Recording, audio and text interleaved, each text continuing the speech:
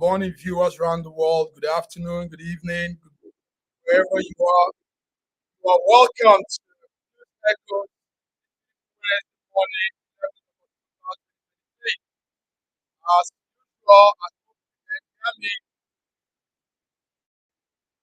As usual, we are here to give you news updates as it affects Africans around the world. But I am not alone. My name is and I'm here with my colleagues, coordinators, and friends all over the world. Joining me from Toronto, Canada, George. You're welcome to News Echo this morning. Hello. Good morning, Mike Godwin. Good morning, viewers from around the world.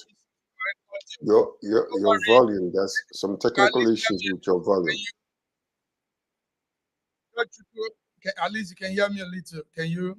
Okay, it's better now, yes. Yes. Good morning, viewers from around the world. We want to welcome you to our show today. It's going to be a fantastic one. Thank you, George. Also, right there in Lagos, Nigeria, is our beautiful coordinator, Bidi Nana. Bidi, good morning. You're welcome to this beautiful Wednesday morning. How are you? Good morning, I'm all right. Good morning, Massive Mike. Sajaj, good morning. Our viewer all around the world, good morning. Thanks for joining us again today. Let's do it like always. Let's do it like always. Gentlemen, ladies, let's go through some newspaper headline that is making the shots, and we're following up this morning. A lot of commotion around the world. This morning, United Nations has said that 260,000 people have been forced to flee their homes as a result of the situation in the Gaza Strip. Heavy bombing is going on now as we're talking. From the land, the sea, everywhere is on fire. Also, a serious one from a part of the world people rarely talk about. It used to be known as former bomber. Today, they call it Myanmar. United Nations also has said that women and children are being killed in a bombing that happened last night. Myanmar, like some of us might know, for those that are probably listening, is Southeast Asia nation and has lots of ethnic groups. It borders around India, Bangladesh, China, Laos, and Thailand. Now, Myanmar military has been accused of launching airstrike on a camp of people that are displaced already. And that launch of airstrike has killed a lot of children and women. So Myanmar is on turmoil, and the United Nations is shouting this morning and calling that there's a stop to this atrocity. Now, what's happening is as a result of the takeover, the overthrow they did of the elected government of a lady called Aung San Suu Kyi back in February 2021. So Myanmar is in the news this morning in the headline. Also in the headline in faraway Nigeria is the story coming from the military camp. The military is ordering a man that was one time in charge of properties for the Nigerian army. And they said he has been accused, he has been found of corruption and sentenced him to 7 years imprisonment. And that's a Major General. Major General Umar Mohammed has been sentenced to 7 years in prison for stealing government money, military money. Also, there in Nigeria, we heard this morning that the secondary school certificate examination has come out to say that some schools have been blacklisted for being involved in widespread cheating while conducting the exam, the NACO exam. And also 52 supervisors have been blacklisted. And this is being made by the registrar and the chief executive of the NACO, one Professor Dantani. He disclosed this morning as a result of what an ongoing research they are doing in NACO. Finally, there is a story we just got this morning also coming from Russia that the wife of Zelensky, we all know who Zelensky is, the president of the prime minister of Ukraine. Now, the Russians are saying the wife is having a Russian passport. is hidden anyway. It's something they just brought to light this morning. So these are some of the headlines, major headlines we are following. There are lots of news going on, but we give you update as we take it on. Gentlemen, Sir George, what do you say about the headlines? Some of those things that have been. Well, it's the sign of the times. Mm-hmm. And that's what you're seeing around the world. Chaos, chaos, chaos. Wars and rumors of wars, telling us the end is just at our door. Look up, check up, because your redemption is drawing near. That's what we're seeing now, my brother. So, but anyway, in the case of the what's going on near it's been a conflict for a while. It's been a long time, and they have been fighting over these their government for quite a decade right now. And so it's just crazy what is happening around the world.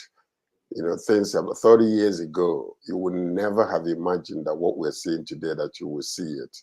But in our own eyes, we're seeing what is going on. And unfortunately, it's not going to get better.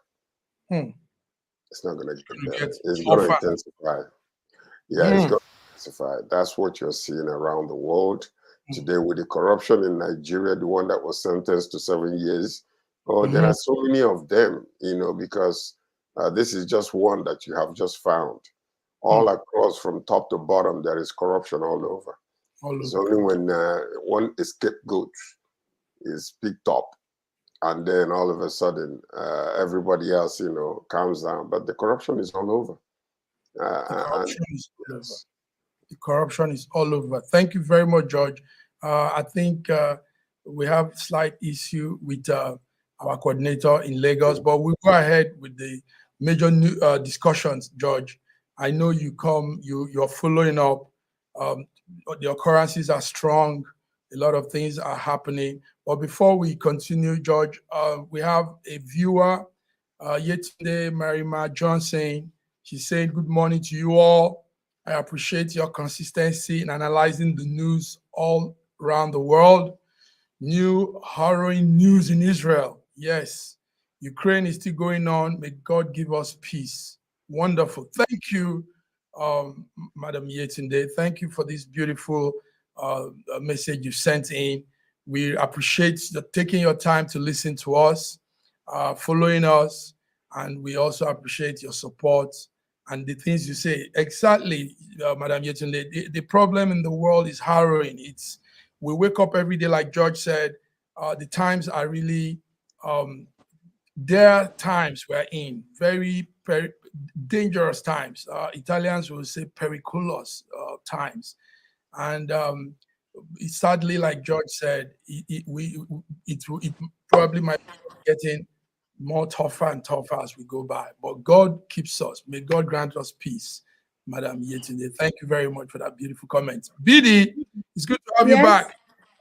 Yeah. Thank you. Yes, we are happy to see you get back on frame. So, George and BD, let's go into the discussion.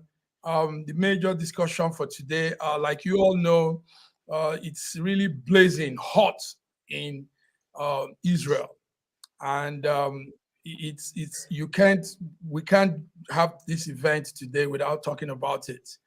Hamas pulled up one of the greatest strike in the history of Israel and Palestinian. Hamas came real strong. That strike, people are calling it unprecedented attack. It was well planned, strategized. The training, everything shows that there were experts also that helped them to do this. So we are seeing this whole war raging on. Israel, on its part, has said it's full-blown war. They are going all out to do what they will do to safeguard the lives of their people. George, let me start with you. What do you see in this? Who is to be blamed? How do we begin to assess it? We know it's not a new thing. Hamas-Israel issue has been all year long, and but for the benefit of our listeners, let me give some small guide into this whole story. let's remember that this whole Israel territory in that part of the world is about 100 years now. About that time, 1917, the British Foreign Secretary at that time wrote a letter addressing the British Jewish community. And in that letter, he stated that they are going to establish in Palestine a national home for the Jewish people. And that letter, we still have it, is online. It's called the Balfour Declaration. The Balfour Declaration was where that thing was stated. Now, what happened was they now had to give a part of the land, the Palestinian land, to some Jews that were scattered around the world. And take note that after the war, after the Second World War, a lot of Jews had to find their way back to those places. So the Jewish population has grown. The land, actually, what they did was give 33% of the whole total land to the Palestinian and give a percentage of it again to the Jewish people. But with time, some of those there were encroachments. United Nations came with his own plan and said, okay, what we'll do is a two-state thing. There will be the Arab state, and there will be the Jewish state. And but it hasn't worked too well. These two sides have been punching each other. The Palestinians rejected the United Nations plan because it says it allocated 56% of their own land to the Jewish state. And but the Jewish people said, no, no, no, it's not true. At that time also, the Palestinians said they own percentage of what we have today as the Jewish state. So we've been going back and forth in all of this, and it has not really settled well with everybody. So in all of these also, there have been fighting, there have been border fights, Gaza Strip, Golan Heights, West Bank. All of these places have been seeing war fights, all because people say they've taken their land. The indigenous people of the land say they've taken their land. These people say no, it's been given to them and it's been constitutionalized and is there. So all of those stories going on. I just gave a rough rundown. George, what will you say? We're seeing the fight escalate, killed, women killed, mothers, terrible things. I've seen gory videos, rape, abuse of human beings. It's crazy, George. Yeah, it is actually crazy. But what we are looking at is the modern history of how all of these things started. But it's even actually longer than that. Because if you remember, also biblically and historically, before the crucifixion of Jesus Christ, there was a proclamation made that when Christ cried over Jerusalem and said, Jerusalem, Jerusalem, how long have I tried to gather your chickens together as a hen gathers, the children, but you will not.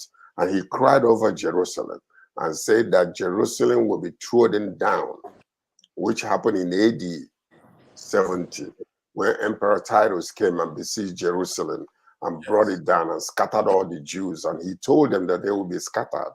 But what actually happened again was in 1948, May 17th or thereabout, the Bible talks about, can a nation be born in one day?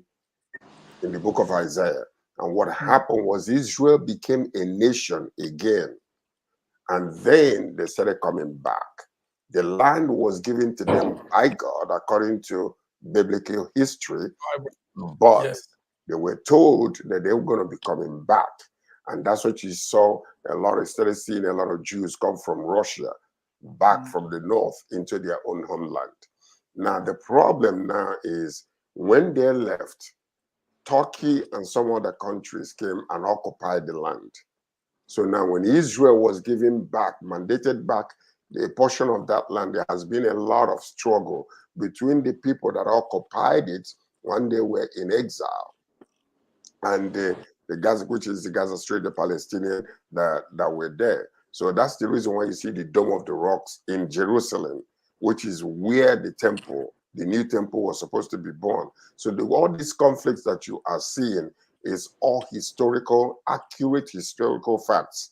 But what we are forgetting today is the original occupants of that land that was biblically and historically given to them. So that's the conflict that we're seeing today. Wonderfully said, George. But you know the funny thing, a lot of people don't want to relate anything this with Bible. You know, they feel that's the Bible. It's historical, you know? whether we call it Bible or not, but it is historical. Yes, but right.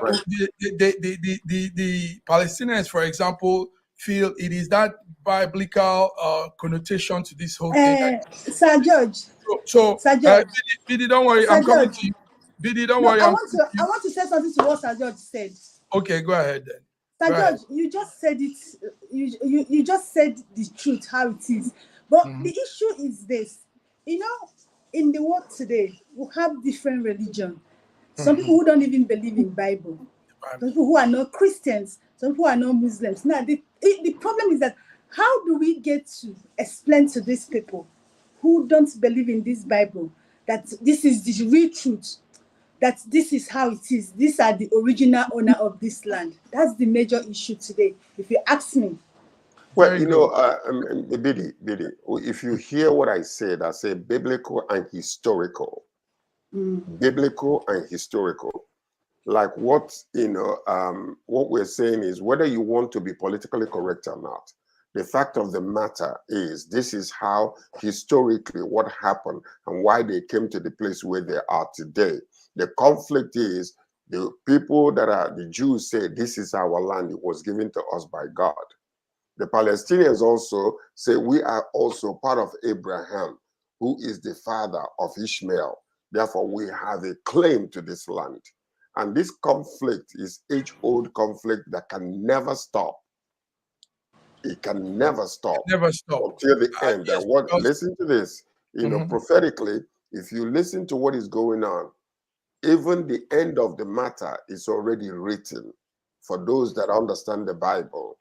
When the Eldesha says peace and safety, then sudden destruction will come. But listen to this, the reason why Hamas, whether they represent the Palestinians or not, is alleged to be a terrorist organization. And what is troubling everybody today is with the type of security system that US and Israel has, what they have right now, how was it that these people were able to put together such an atrocious attack without them knowing about it? So that's the main situation today. So, but as for who is to blame, Hamas is to blame. You just don't attack a peaceful nation, regardless of the, what you call small squabble that they're having. What they have done, they have unleashed the wrath of God upon them. And that's what you're going to be seeing in the next few weeks ahead. Well, this is talking from your own point of view, George. Thank you very much. But like you said, diverse views, diverse opinion, diverse connotation relating to this whole thing. Yes, Hamas utilized some Iranian experts in manufacturing homemade rockets, and they've improved in their accuracy, in their range of attack. The Israelis are shocked at how they came this one. Past encounters with the Israeli forces, particularly during the 2014 war on Gaza, taught the Hamas some very valuable urban warfare style and the use of civilian infrastructures to shield in their war. So we're seeing something different playing out. We're seeing a very dynamic arrangement by Hamas, the terrorist group there in Palestine. Yes, there's so much to say about this, but we won't linger long on this issue because right there in Nigeria, in our country where we come from, is a situation that is also like an internal terrorism, and that's the Forex crisis. The Forex crisis, gentlemen, Nigerian plunges to 1,025 Naira for $1. This is serious. This is more than Hamas attacking us.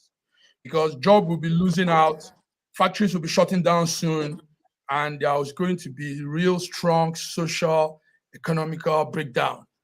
BD, you're right there in Lagos, Nigeria. What's happening? The Forex crisis. Tell us. It's the worst attack to us, like you said. But before I speak on that, Now, I want to say something about this Palestinian and Israel. Like Sir George said, that Palestinians are to be blamed. If you ask me, I will blame the United Nations because according to what Sir George said, it is truth, historical and biblical. That land was Israel's own, yeah. But the truth is this: the way the United Nations has been handling issue has brought this lingering of this case. Now, yes, he said that it's not going to stop. It's going to be an eternity war. But then, even if it's going to be an eternity war, it shouldn't be the one that will be taking life the way it has been taking life. So that's what I want to say. The United Nations should, shun political and face and decide and speak on this issue the way it should be. Do you understand? If they do that, things will get better. Now, back to the Forex and what is happening in Nigeria. I'm not surprised. A lot of people are still surprised. Now, let me tell you. You can't be floating Naira and without production. That's actually what is happening to us today. You come, you float Naira, and there's no production. You don't have anything to your name. You're not producing anything. Companies are folding up. People are losing their jobs. You know how many Nigerians that are out of job? It's going to get worse. So that's just, I'm not surprised. People say they are surprised. What do I want to say? We went floating our Naira when we don't have productions. So that's the outcome. So that is it. That's the outcome. That is it. George, how do you feel that $1 is now this amount? Well, it's an advantage for Nigerians in diaspora. I mean, now you can send in chunk of cash and do a lot of things inside Nigeria. But economically, it doesn't make any sense whatsoever, because if you are sending money to Nigeria and the value of Naira was still the same prior to you sending that money, it's okay. But if I'm sending $100 and then in Nigeria things have fallen apart so badly that then what that $100 cannot give the equivalence of what 100 used to give, like maybe let's say 6 months ago or a year ago. It doesn't make any sense. This thing, and one of the worst part of it is that those that have savings in Nigeria, where they could have been able to purchase a lot of things with those savings, now the value of that money has fallen so badly that it's really so deplorable in the sight of people.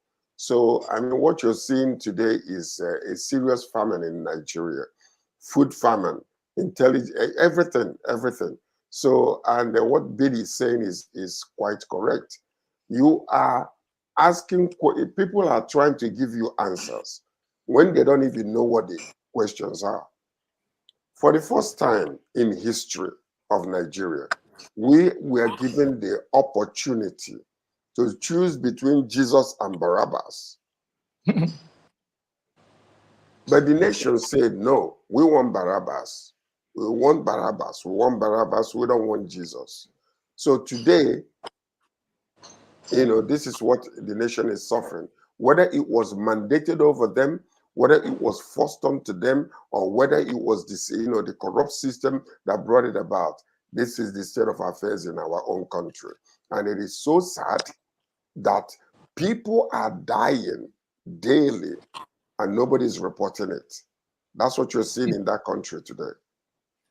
It's so sad. People are dying daily. Nobody's reporting it. Owners of small-scale industry companies, enterprises are shutting down, like BD told us. Thank God for BD and the business summit she had last time that opened up a lot of things to our viewers.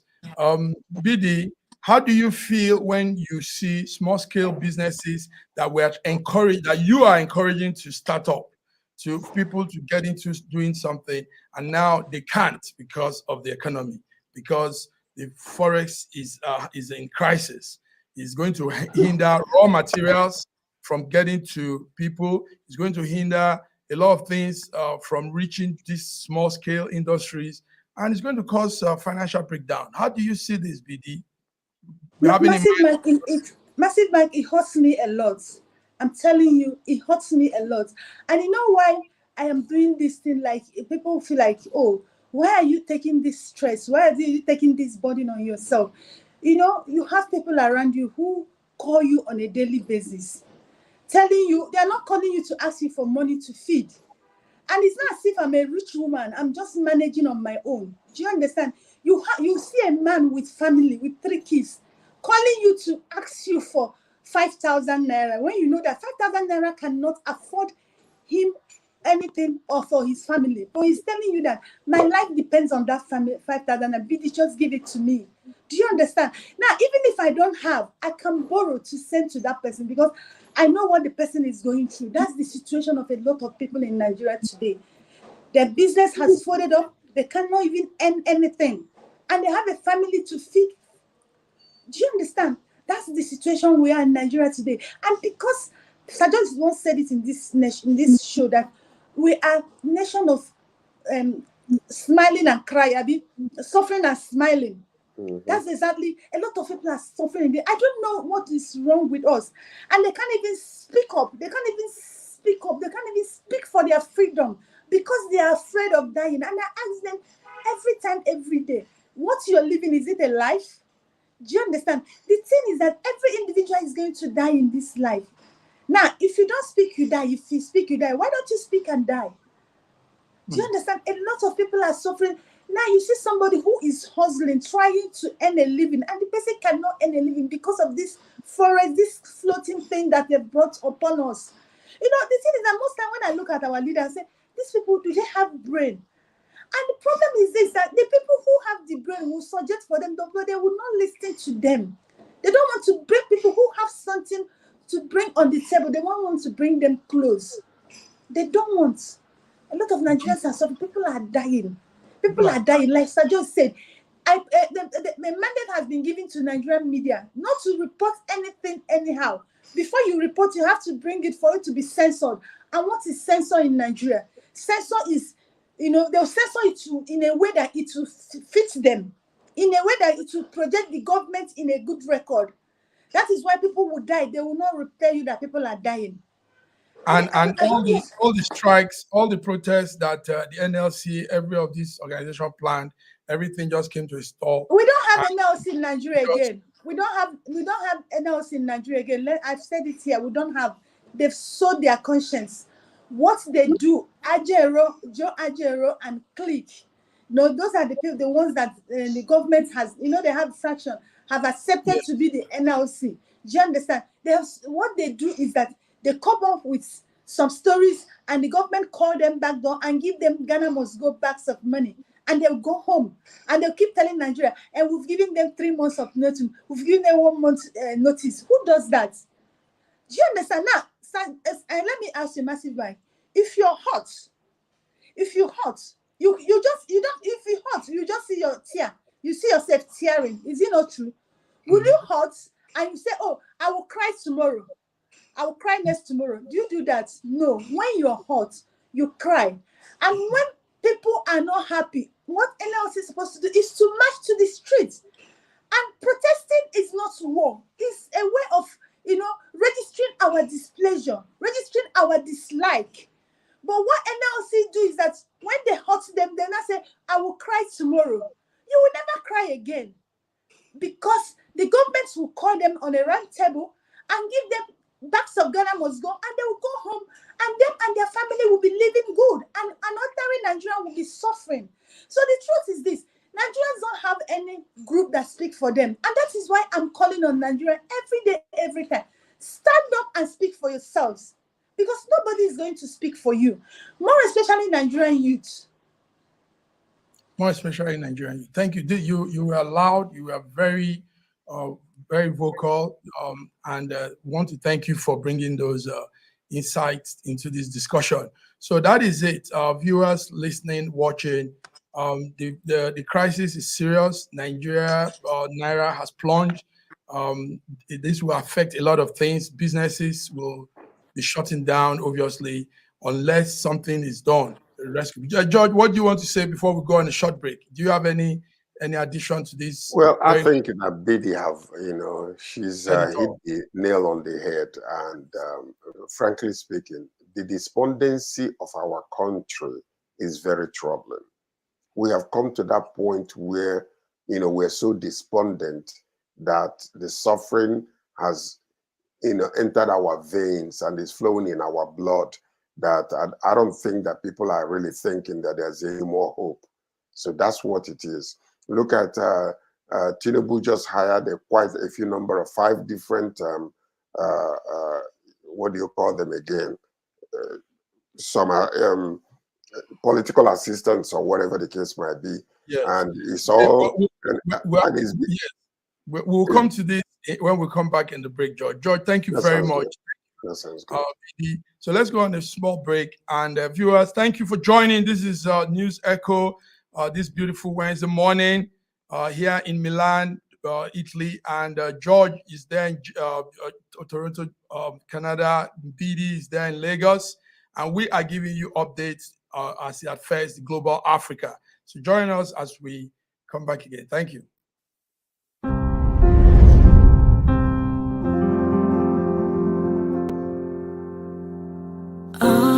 Arise, O compatriots, Nigeria's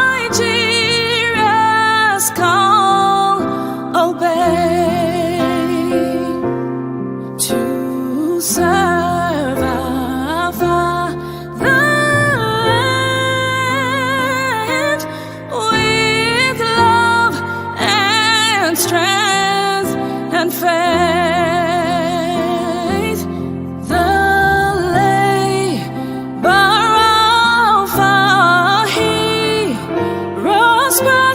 Shall never be in vain to serve with heart and might, one nation bound in freedom,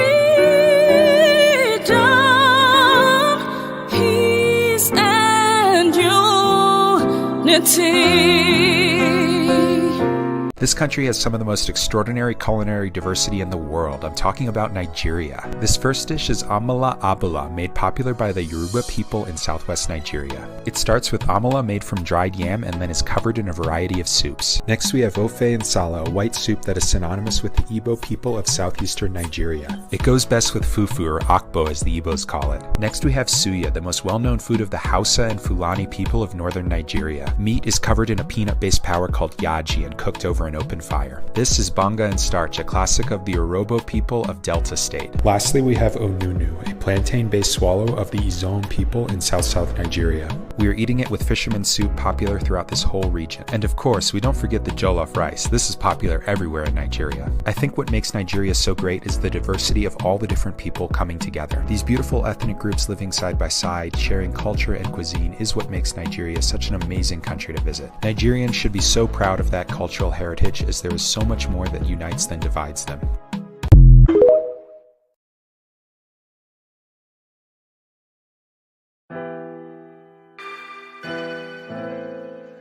Schengen Story magazine is an African international bi-monthly magazine based in Milan, Italy, and founded in 2016. The publication focuses on personalities, fashion, style, entrepreneurship, and culture for Africans.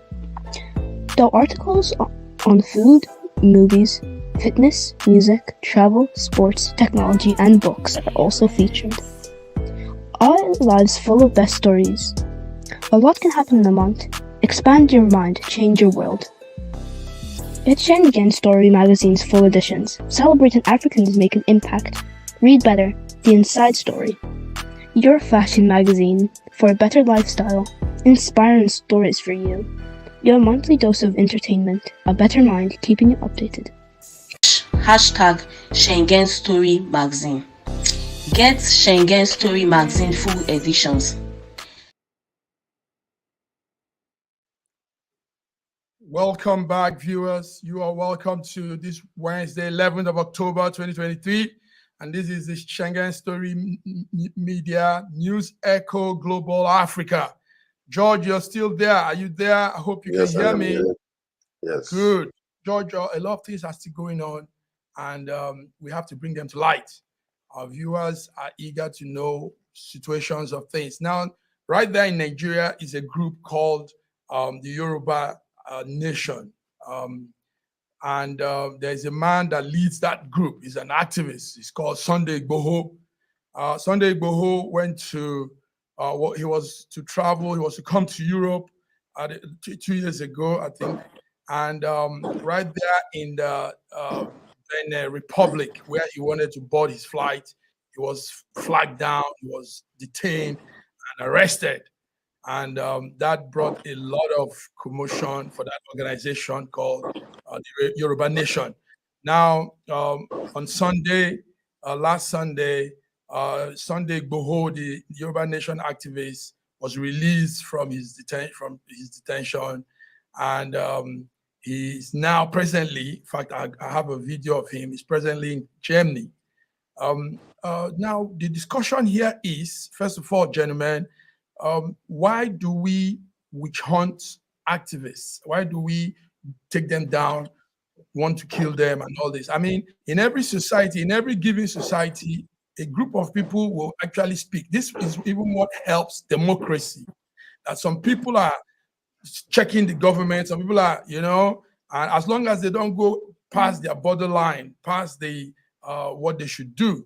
So, but Sunday Igboho was arrested, he was detained, and for no reason. Take note also, while this was happening, his home in Ibadan was being destroyed.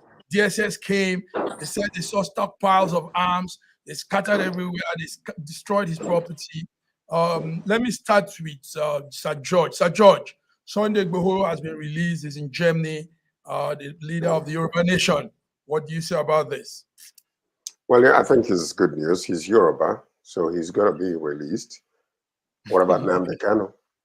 Okay. He's not Yoruba. Why is he still in jail?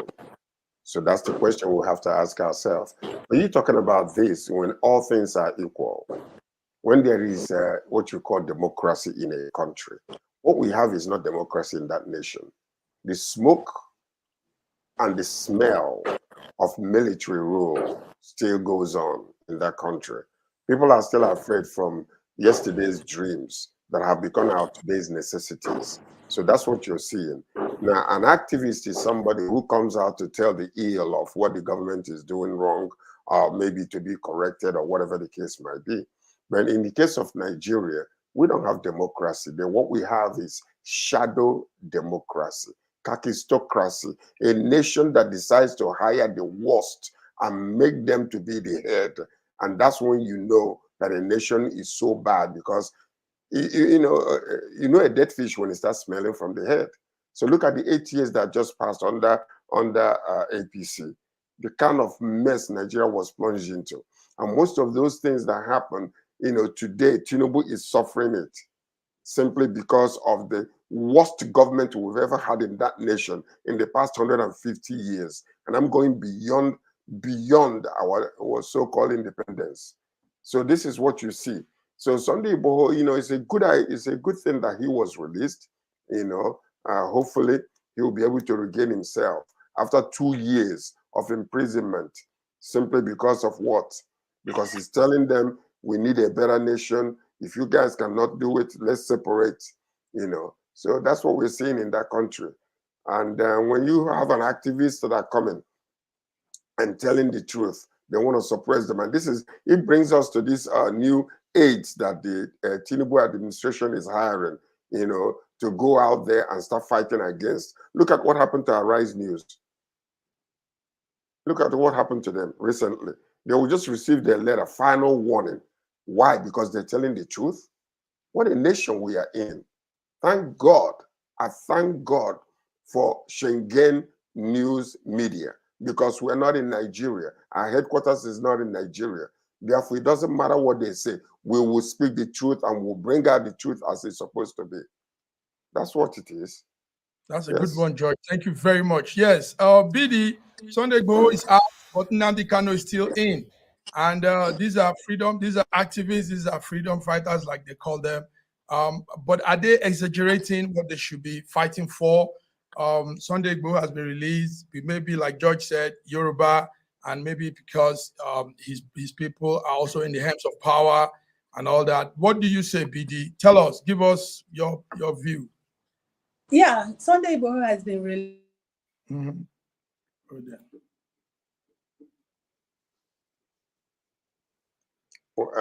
She's muted. She's muted. Yes. Go ahead. Go ahead, BD. Go ahead. She's still muted. Okay. It's okay. Yeah, it's okay. Now, It's okay. Sunday Igboho has been released. I'm happy for him. He's presently in Germany. Kudos to people like Obasanjo, Aya Debenjo, and Co, who he said actually worked towards his release. Those are the elder statesmen of Nigerian and Yoruba origin. I'm happy for him. Like Sir George asked some questions. Why? The truth is this: we don't have democracy in Nigeria. What we have is we're still in military system of government, recolored to be named whatever they have, because the services we get, everything we have in Nigeria is still a military system of government. We're still under the military without uniform. That's what we have in Nigeria today. Do you understand? Now, the truth is this: Nigerian government has been anti-freedom fighters, activists, and any group or media houses speaking the truth. They've been, and it's been like that in Nigeria. But I think it got worse under APC governments. It got worse under APC governments. Nigeria now and the kind of government that they've recruited all the freedom fighters, all the activists, and put them under payments. You know what that means? You don't speak. Then somebody should come and challenge me. I'm a Nigerian, I'm saying this. All the freedom fighters in Nigeria, all the activists in Nigeria are under payroll under Nigeria. That is why Wole Soyinka is misbehaving the way he's misbehaving. Because of what? The government of Nigeria pays him. They pay for they bought him a house. I know what that means. When they give you food, when they pay for your services or existence, they have silenced you. They have rubbished your conscience. That is what is happening in Nigeria with activists and freedom fighters. Nigerians don't have activists. Don't speak truth in Nigeria. Everybody will challenge you. Even your own family will come after you because they know the danger it poses for your life and for your health. Now, coming to the side of Nnamdi Kanu, from what we have seen now, it's obvious that before Nnamdi Kanu will be released in prison, it might be in 2031. That is when, yes, you don't laugh, but it's true. That is when APC might go out of power after they have spent 8 years, if they will allow election to hold or election to speak. That will be in 2031. That's when Nnamdi Kanu, maybe if somebody who is not Yoruba, or maybe somebody who is not Hausa, or maybe Yoruba who has a good heart, or who believe in rule of law, will now release Nnamdi Kanu. Secondly, I'm not speaking to Igbo leaders, Igbo governors, and Igbo technocrats or businessmen. Do you understand? Who keep living in denial. The truth is this: Nigeria claims to be a one-country nation, but they are not. Nigeria is the kind of country that you speak for your region, you speak for your group, you speak for your people. And the truth is, the bitter side of it is that Igbos are not speaking for themselves. I'm telling you, the group parts of people who are fighting for Nnamdi Kanu release, they don't have the power. They are not where they're supposed to be. Look at Sunday Igboho said it, that people who facilitated his release or his freedom are people like Obasanjo. You know the position of Obasanjo in Nigeria. But the Igbos cannot stand up for their own people. They cannot stand up for their own son. What they do is they keep fighting for Simon Ekpo. Do you understand? They keep fighting for Simon Ekpo, whereas they are part of why Nnamdi Kanu is suffering. The same where they put in Nnamdi Kanu, that is the same where they want to put Simon Ekpo. When Sunday Igboho was arrested in Benin Republic, they're supposed to represent him to Nigeria, but Yoruba's elder statesman said no. But let me tell you, do you know that it was Igbos that were instrumental to bringing Nnamdi Kanu back to Nigeria? So the truth is this: people keep shooting themselves on the leg. The Igbos keep shooting themselves on the leg. They don't want to come together and work to the freedom of their now, and that is why it looks like IPOB has power. IPOB don't have power.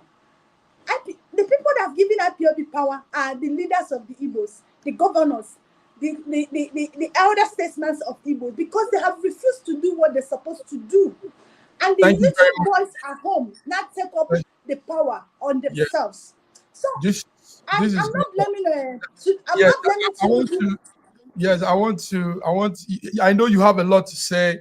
We'll be giving more room for this good insight on the Igbo factors that in the southeast Nigeria. George is also having a program where he will be addressing some of these things. So, but we have more things to discuss. And Chris Okafor, one of the viewers online right now, says Sir George is so up on his contribution, iron in the historical facts and the political situation pointing to our mess in the nation. Thank you, Christy. Another user says, LinkedIn user says, good broadcast going on. Yes, formerly we had Yetunde Johnson says, chaos everywhere. All we need to do is obey God's golden commandment. Love your neighbor as you will love yourself. We're on the verge of destroying all the good things God provided freely. Everybody's bringing in their take. Please keep bringing in your views, bring in your comments. Christy is saying something again. Christy says, it's really unfortunate that our freedom of speech is so threatened. And we are tied with this terrible virus of tribe that destroys whole nation. Use of tribe has been the power used to manipulate everything in such a country with lots of potentials. Christy, these are great. Amazing contribution. Amazing contribution. And this is one of the major issues that we have allowed the politicians, to bring into our lives. You see, today we have been so intermingled with each other in Nigeria that the only thing we need to do is to identify the strength in our differences. Because you see, what it is that they're using tribal sentiment to wage war against from tribe to tribe, when Nigerians on their own are not even tribal in their sentiments. It's only to bring a few number of hoodlums who will come and start making open attacks against a tribe or whatever the case might be. But what we have to understand is Nigeria, being as we are today, is the most beautiful country on the planet Earth.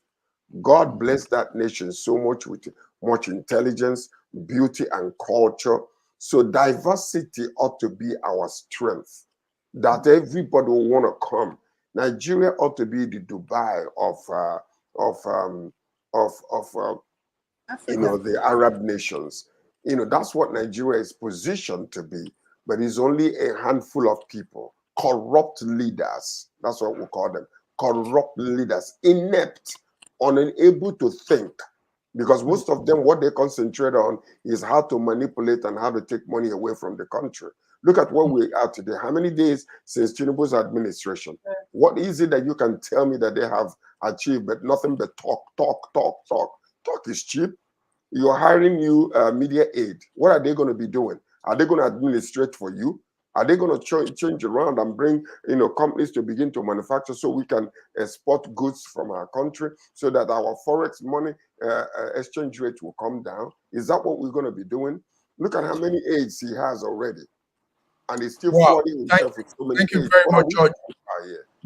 George BD, wonderful. And the viewers are full. Massive Mike. Yes. Sir George just hit it on the nail. See, that's correct. See, before I used to blame our leaders, but lately, about a few months ago, I've taken a turn to the citizens of Nigeria. You know why? Like what Sir George said, within Nigerians, we don't tribalize among ourselves. But these politicians bring it upon ourselves for their own selfish interests. But it's so unfortunate that the citizens are not seeing it. Now the prices of things are high. You can't even afford the fuel. Let me tell you, for the first time in my life, I can drive from mainland to island within 5 minutes that has never done for over 10 years I've been living in Lagos, because Wow. people can no longer afford fuel. They are at home. Still, you can't use your brain that these politicians are using you for their own selfish interest. So I'm beginning to blame Nigerians. I'm no longer blaming the leaders, because we allow them to use us. We allow them to treat us as if we are not humans. And that was what Chris Okafor said. Very unfortunate situation. But let's see how we continue to get awakened, get conscious of ourselves, and probably we will get out of all these entanglements they've used on us. Thank you, gentlemen. Thank you for bringing that out. So Sunday Igboho, Yoruba Nation activist Sunday Igboho is out. He's right now enjoying cooling off somewhere in Germany. I think he needs to get himself together. And we want IPOB, Nnamdi Kanu, please, federal government, the law, the courts, the legal arm have said he should be freed.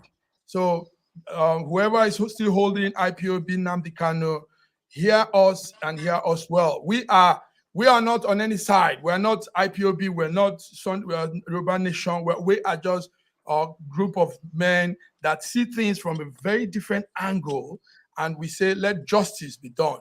Release IPOB Nnamdi Kanu because the law has said so. Thank you very much, gentlemen. Gentlemen, let's move on to some things before we go off. There's something making round on Twitter X, the former Twitter platform called X.